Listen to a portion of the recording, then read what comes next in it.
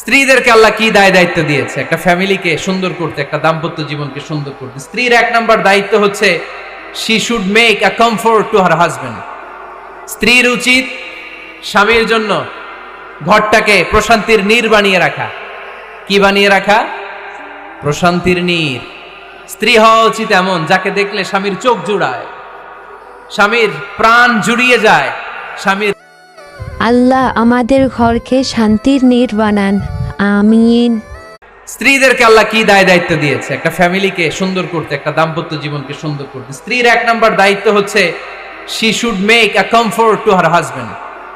স্ত্রীর উচিত স্বামীর জন্য ঘরটাকে প্রশান্তির নীড় বানিয়ে রাখা। কি বানিয়ে রাখা? প্রশান্তির নীড়। স্ত্রী হওয়া উচিত এমন যাকে দেখলে স্বামীর চোখ জুড়ায়, স্বামীর প্রাণ জুড়িয়ে যায়, স্বামীর। আল্লাহ আমাদের ঘরকে শান্তির নীড় বানান, আমিন।